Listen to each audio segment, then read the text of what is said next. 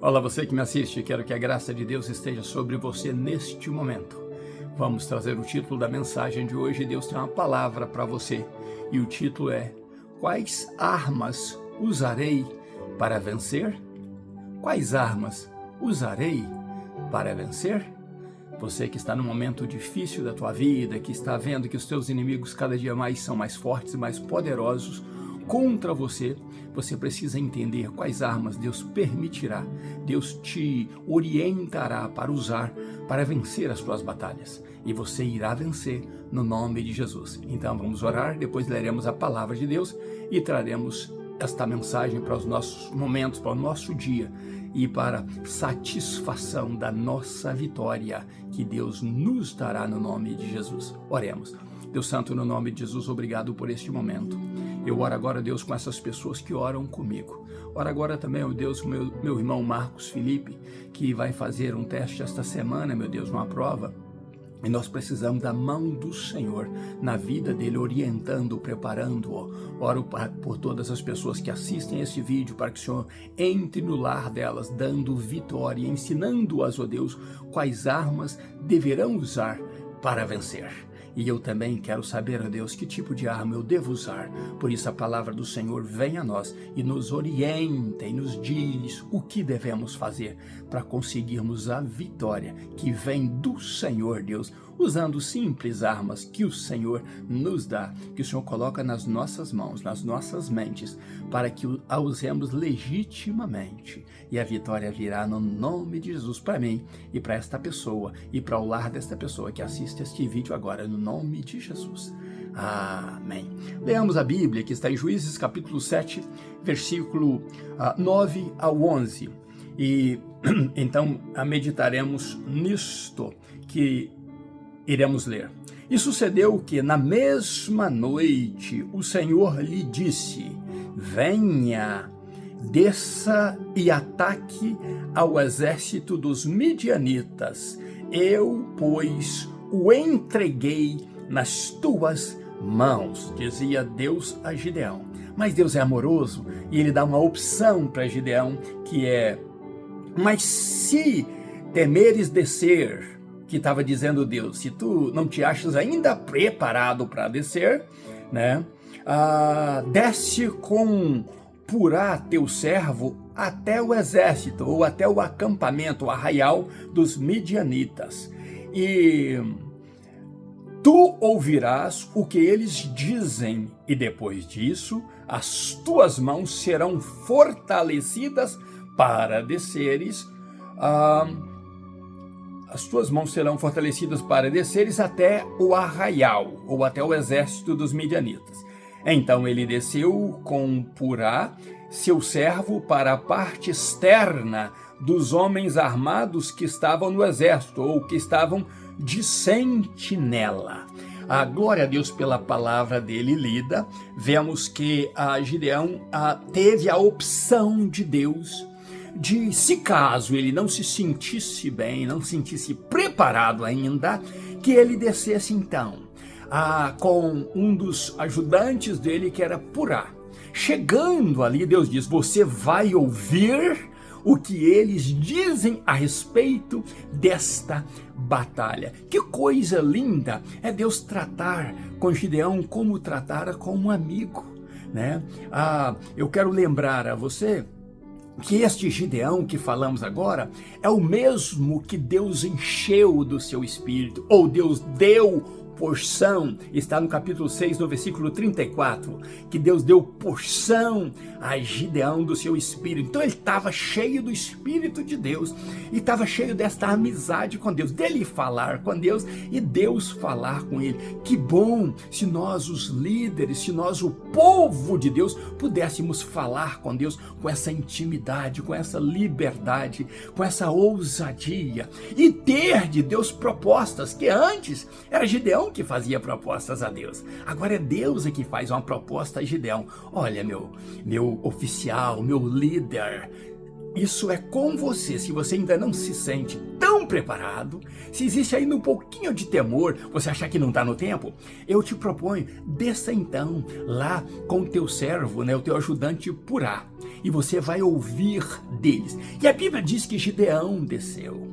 O que aconteceu é que Gideão, quando desceu, acredito que estava muito escuro, eles não poderiam notar a presença dele e do servo, e ele ouviu uma conversa dos sentinelas, dos guardas armados ali. Que coragem de Gideão era ir se encontrar ali, está bem pertinho de guardas armados. E aí, um contava para o outro: olha, você acredita que eu tive um sonho? Era Deus trabalhando. E Gideão bem ouvindo aquilo, e o seu servo também, seu ajudante.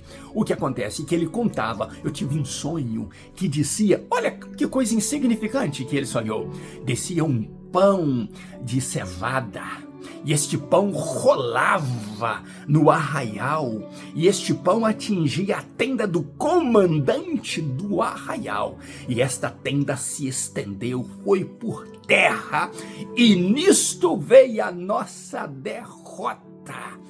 E este sonho nos deixou muito assustados, muito medrosos. Todo o arraial ficou em confusão. E o outro disse: olha, isto é espada de Gideão, porque Deus entregou os medianitas nas suas mãos. Eram 2 soldados inimigos conversando um com o outro, e um dizia do sonho e o outro dizia: isso é uma revelação, isso é sinal de que nós seremos derrotados. Todo este arraial, todo esse exército será derrotado nas mãos de Gideão. A espada do Senhor está com ele, e nós fomos entregues nas suas mãos. A Bíblia diz que quando Gideão ouviu isso, ele prostrou e adorou. Que maravilha! Quais armas usarei para vencer? Gideão então estava ali adorando, talvez em silêncio, mas adorando, porque não podia fazer barulho. Ele ouviu o que precisava ouvir, e Deus disse que ele ouviria. E então ele volta ainda naquela noite, ainda escuro, talvez isso fosse antes de meia-noite, porque ele então chama os 300 ali, e dá ordens aos 300, e dá estratégia simples aos 300, porque aqueles 300 pegaram as trombetas dos 9.700 que voltaram, mas deixaram as trombetas, 300 trombetas ali com eles, e cântaros vazios. Olha que armas mais simples de se usar: trombetas, cântaros vazios e tochas acesas.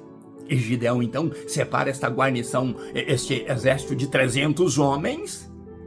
Ele separa então e coloca 100 em cada equipe, em cada guarnição, em cada agrupamento.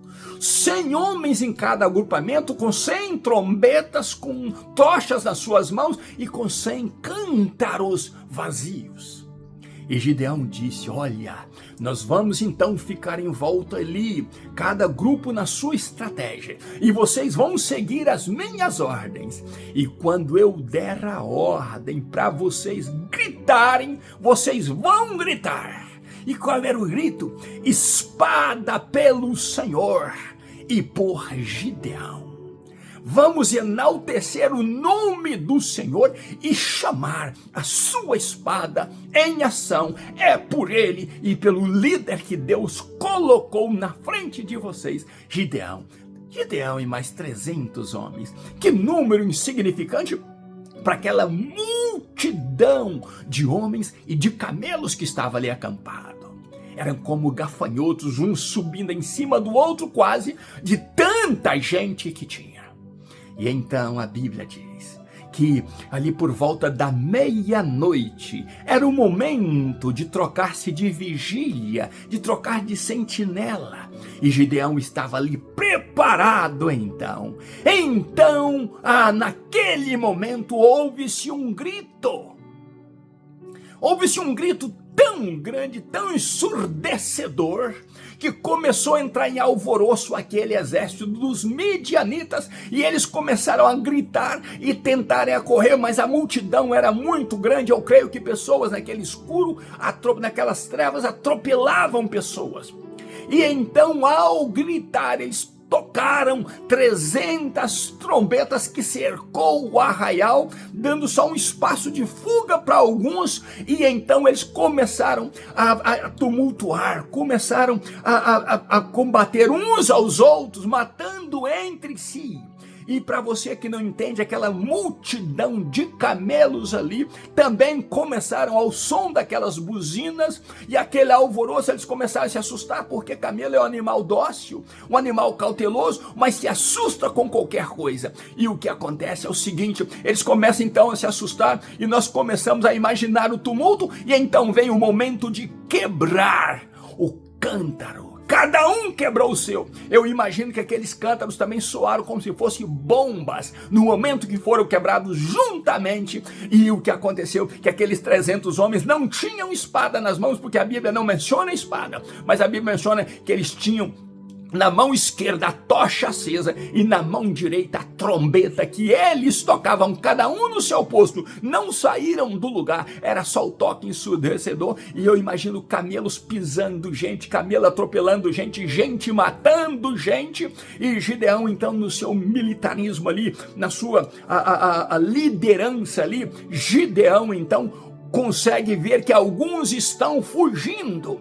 Mas eles foram fugindo e começaram então a passar pela tribo de Manassés, a meia tribo de Manassés, a tribo de Naftali, a tribo de Azer, e a Bíblia diz que estes também foram perseguindo eles e entrando na guerra ali espontaneamente, porque estava vendo que os midianitas estavam fugindo. E Gideão então manda uma ordem para Efraim: cerque o outro lado do Jordão, vá para lá e cerque, porque eles estão fugindo. E a Bíblia diz que fugiram 2 príncipes deles. Um era Oreb e o outro era Zibe. Oreb tinha uma rocha do outro lado, já lá para as cabeceiras do Jordão afora. Ele tinha uma rocha, e esta rocha era o local da adoração dele, possivelmente ao seu Deus. E os efraimitas foram ali e pegaram Oreb e mataram Oreb justamente na sua rocha. Também se fala do outro príncipe que fugiu, que era Zibe. E Zibe então, fugindo, foi para o seu lagar, onde ele amassava as uvas para fazer o vinho, talvez com esse vinho fazer as suas orgias ali aos seus deuses. E ele também é apanhado ali e morre. E os efraimitas voltam com a cabeça de Oreb e com a cabeça de Ziba e entrega a Gideão. Quero lembrar a você que quando Gideão estava correndo perigo de morte, no mesmo capítulo de 6, do versículo 34, quando ele estava cheio do Espírito, ele tocou a trombeta e os seus inimigos se ajuntaram a ele, aqueles homens que queriam sua morte, né? Do Jezreelitas, se ajuntaram a ele. E o que acontece? Abiesitas se ajuntaram a ele em Jezreel.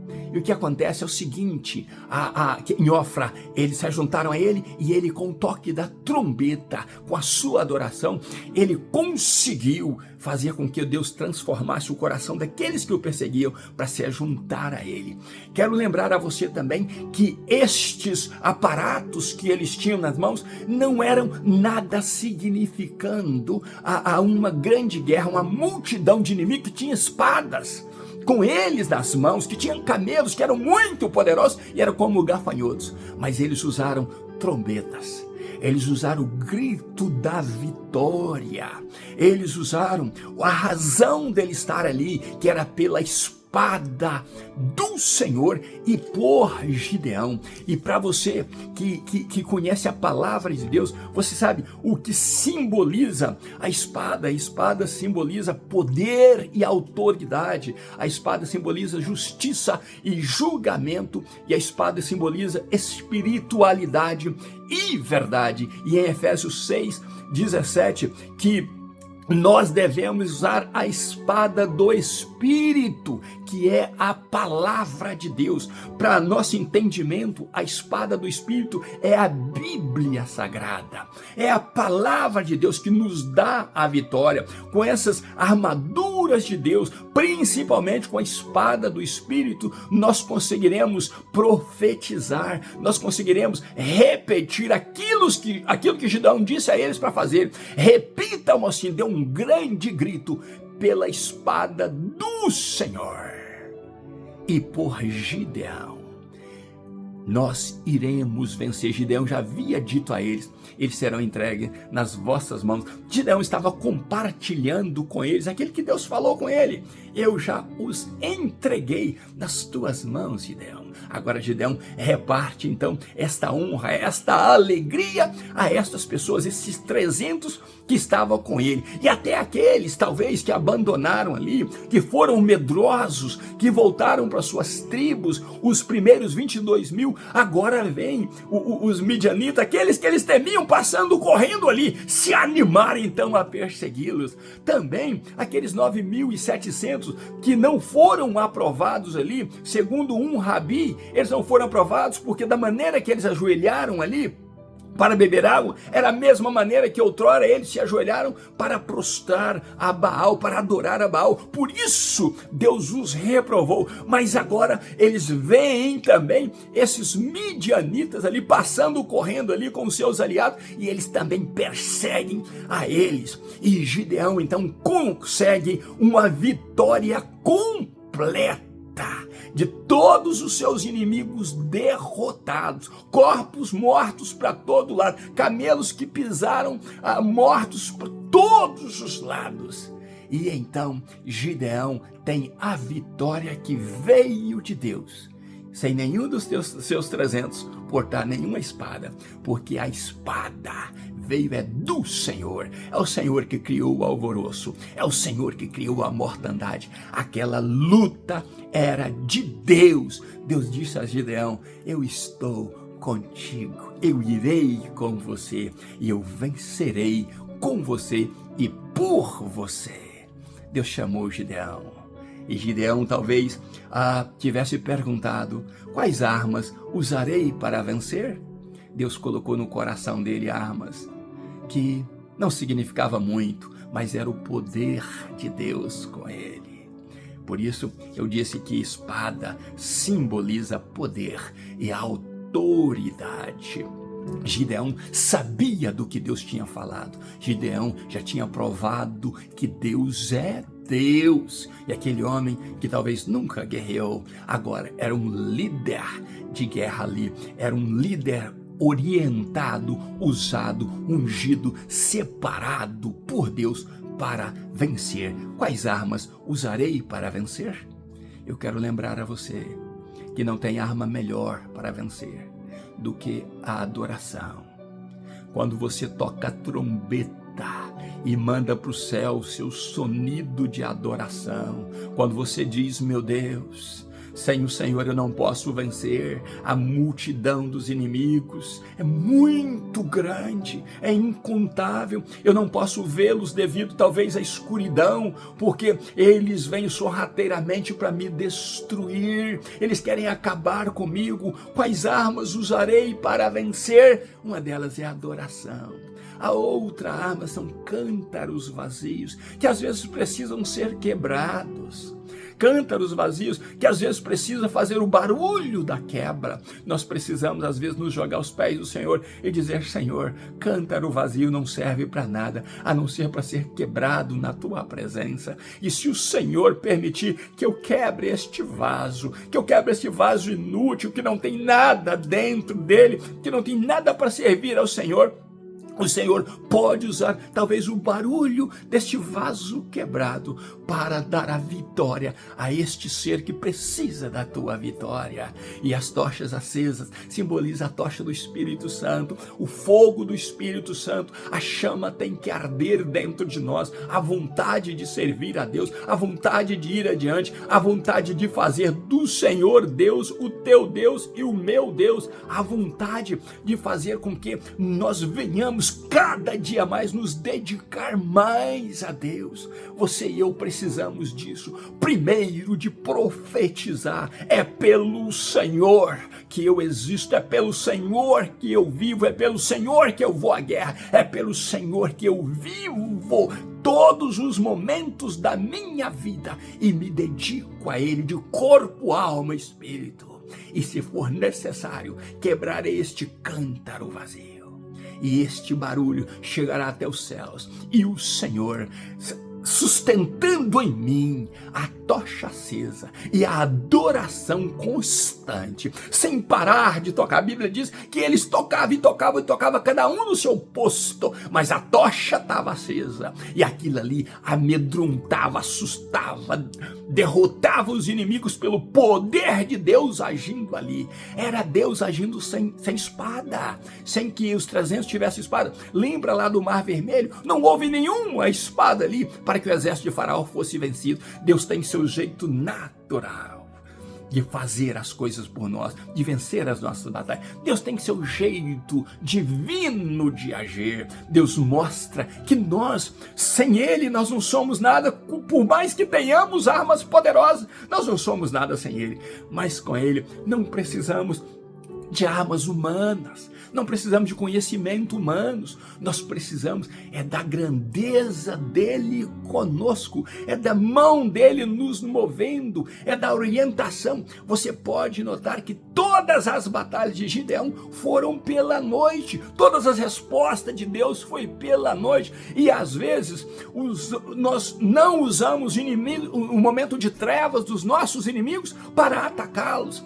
Deus opera à noite, e quando vem pela manhã, o grito da vitória, o sabor da vitória está nas tuas mãos. Passa a ser um guerreiro das noites, passa a ser um guerreiro das madrugadas, passa a ser um guerreiro constante na presença do Senhor. Quando tudo parece em silêncio, quando tudo parece em trevas, você está ali falando com Deus, levando o teu clamor, a tua adoração até Deus, o teu momento até Deus, e Ele te ouvirá, porque Ele é Deus, e é Ele quem te chamou para a vitória, no nome de Jesus e em Cristo Jesus. Você é a igreja dos Deus vivos. Você equivale a muito mais do que aqueles 300 ali, porque Cristo morreu por você, para que você seja vencedor e vencedora no nome de Jesus. Quais armas usarei para vencer? As armas de Deus. E serei vencedor, porque o meu Jesus venceu por mim. Deus te abençoe e te guarde, no nome de Jesus. Ainda nos meus pijamas, buscando a Deus, um grande abraço meu, pastor Riva Martins. Deus abençoe você e família, em nome de Jesus, e até amanhã, se Deus quiser. Seja abençoado e abençoada, em nome de Jesus.